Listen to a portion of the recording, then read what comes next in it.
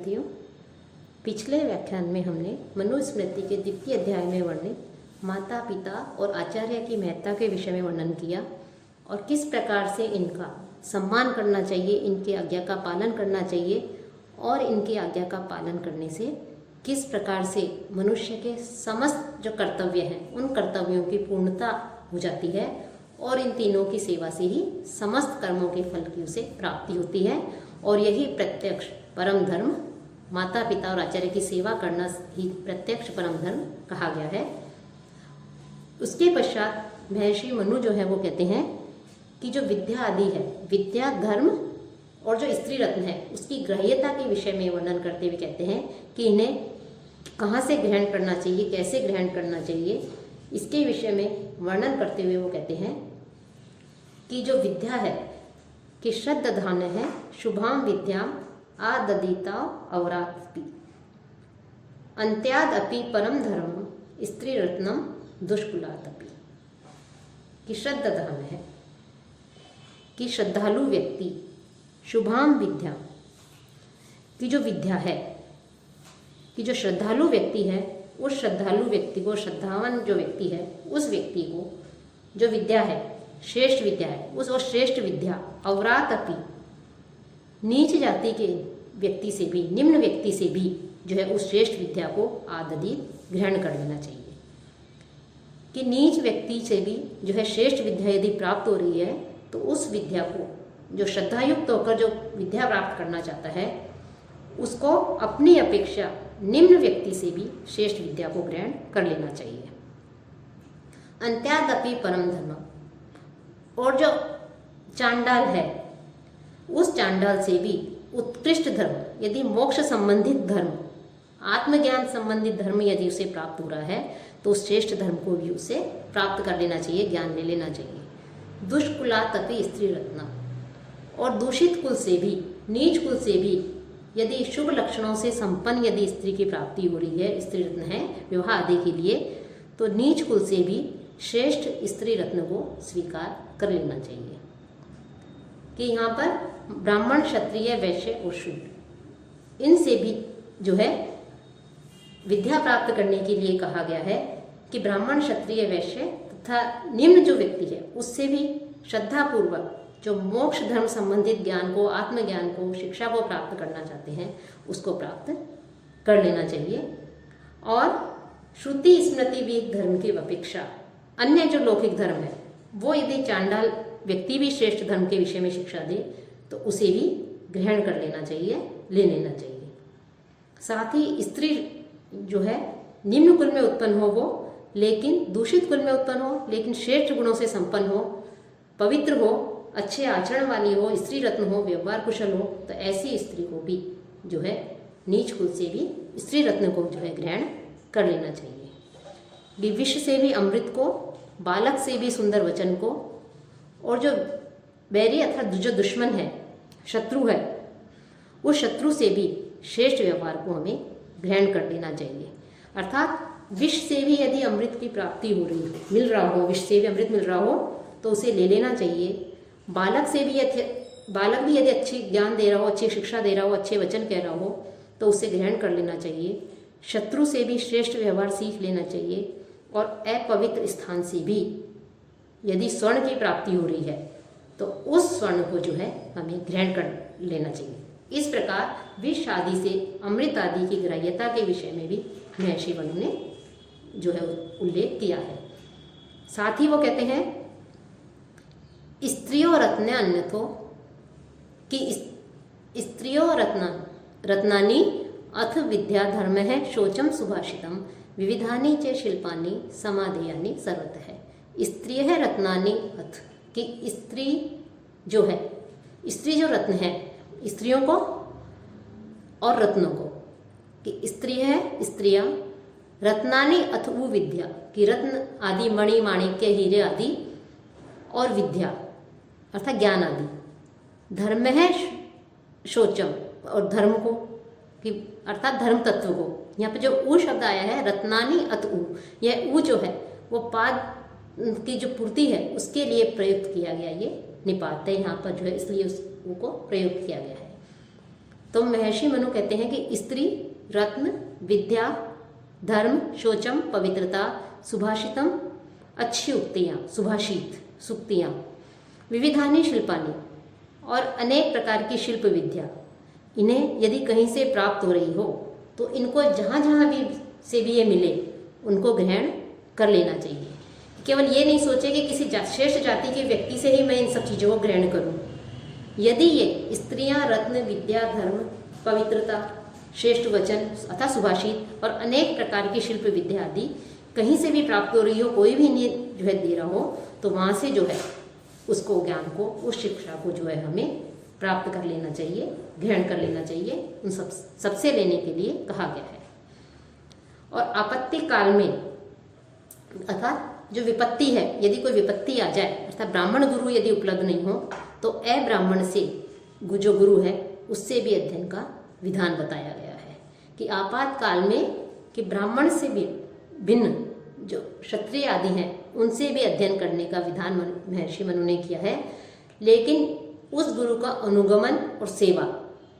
कि तब तक ही करे जब तक वो शिक्षा ग्रहण कर रहा है। अर्थात अब्राह्मण से भी शिक्षा ग्रहण कर सकता है और जब तक वो शिक्षा ग्रहण करे तब तक ही जो है उसे उस अब्राह्मण गुरु का अनुगमन और सेवा करनी चाहिए। साथ ही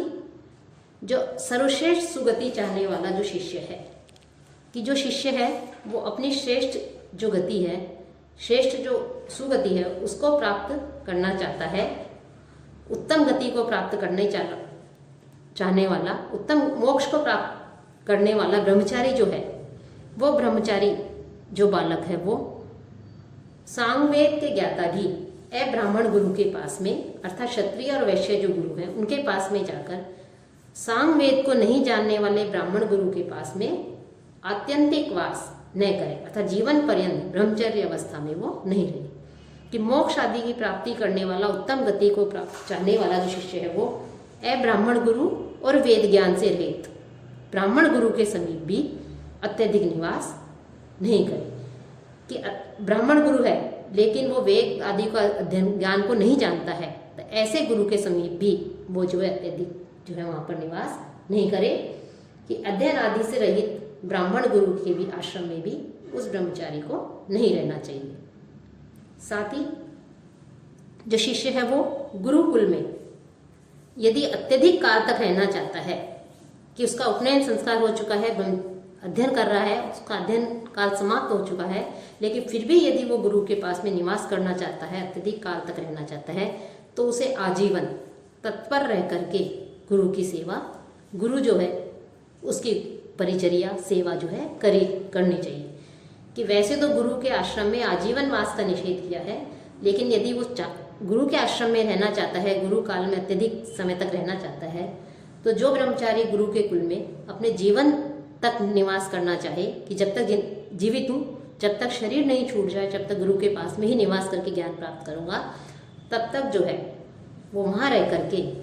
गुरु की सेवा करे। और जो छात्र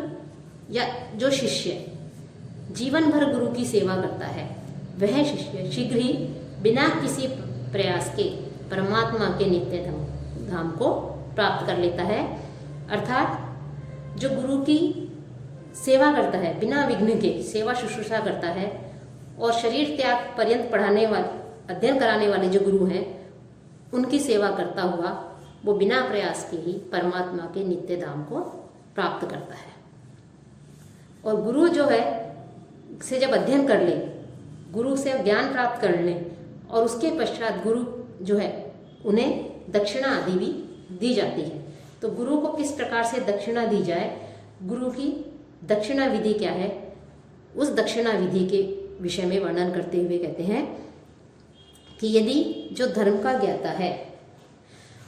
गुरु की दक्षिणा विधि क्या है, न पूर्वम मुखे किंचित उपकुर्वित धर्मविद स्नास्यन्तु गुरुणा अज्ञप्त है शक्तया गुरु अर्थम आहरित। धर्मविद पूर्वम मुखे न किंचित, कि धर्म का ज्ञाता जो है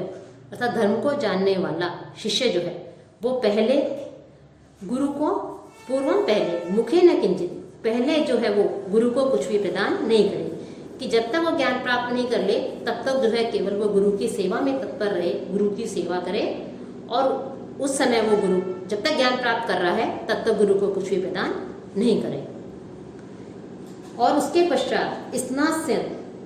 कि जब वो स्नान करे अर्थात उसकी शिक्षा समाप्त हो जाए, अध्ययन समाप्त हो जाए, ज्ञान आदि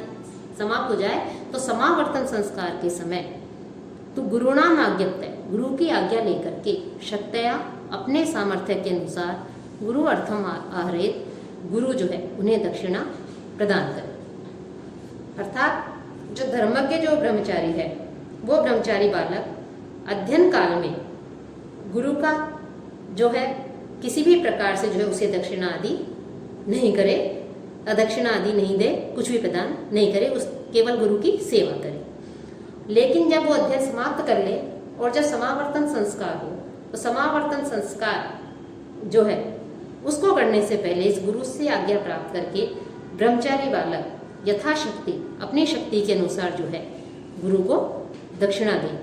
कि गुरु ने उसे अध्ययन करवाया है तो इसके बदले में दीक्षा की समाप्ति पर जो है गुरु दक्षिणा दे। तो यहाँ पर महर्षि मनु ने दीक्षा की समाप्ति पर ही गुरु दक्षिणा का जो है विधान बताया है। अब दक्षिणा में गुरु को क्या क्या दिया जाए, दक्षिणा में देने योग्य क्या वस्तु है, उसके लिए महर्षि मनु कहते हैं क्षेत्रम हिरण्यम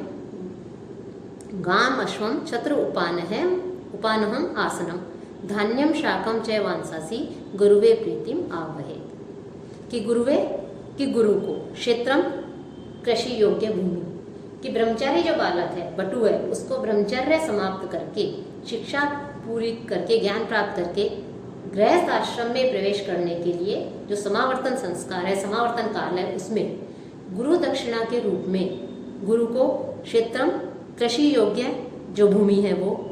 हिरण्यम स्वर्ण, गाम गाय, अश्वम अश्व अर्थात घोड़ा, छत्र उपानहम की जो छत्र है, छाता आदि, जूता आदि, आसनम आसन, धान्यम धान आदि, अन्न आदि जो है वो, शाकम शाक आदि अर्थात भोजन सामग्री आदि, वांसांसीच और वस्त्र दे करके, वांसांसीच और वस्त्र आदि दे करके प्रीतिम आहारे उन्हें प्रसन्न करना चाहिए। कि जब विद्या समाप्त हो जाए, विद्या प्राप्त कर ले, व्रत समाप्ति का, ब्रह्मचर्य व्रत की समाप्ति का स्नान कर गृहस्थ आश्रम में प्रविष्ट होने का इच्छुक जो ब्रह्मचारी बालक है वो अपने गुरु को शिक्षा प्राप्त करने के पश्चात भूमि, स्वर्ण, गो, अश्व, छत्र, जूते, आसन, शाक, कपड़े आदि दे करके यथाशक्ति जो है उनको दे करके जो है वो गुरु को दक्षिणा के रूप में दे करके गुरु को प्रसन्न करें। कि यदि कुछ नहीं दे सकता हो तो केवल जो उसके लिए, यदि भूमि नहीं दे सकता हो तो स्वर्ण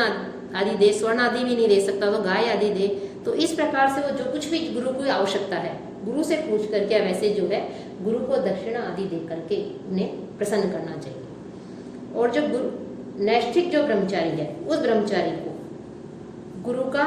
स्वर्गवास होने पर, आचार्य की मृत्यु होने पर गुणवान जो गुरुपुत्र है उस गुरुपुत्र में, गुरु पत्नी में अथवा गुरु के साथ जो सपिंड है, गुरु के 7 पीढ़ियां हैं उसमें निकटस्थ पितृव्य आदि जो हैं उनमें गुरु के समान ही व्यवहार करना चाहिए। कि आचार्य की मृत्यु हो जाने पर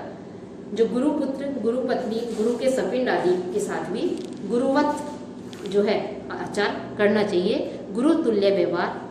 करने के लिए यहाँ पर कहा गया है। और इन लोगों के नहीं होने पर, आचार्य का देहांत हो जाए तो वो गुरुपुत्र को, गुरुपत्नी को या उसके सपिंड हैं उनको भी जो है वो दक्षिणा आदि दे सकता है। उनके साथ में भी उस प्रकार से व्यवहार, गुरु के समान ही उसे व्यवहार करना चाहिए। साथ ही गुरु आदि की यदि नहीं हो, गुरु के इन लोग, ये लोग जो हैं गुरु पत्नी, गुरु पुत्र, गुरु के सगे संबंधी आदि के विद्वान न होने पर स्नान, आसन और भ्रमण करता हुआ जो नैष्ठिक ब्रह्मचारी है,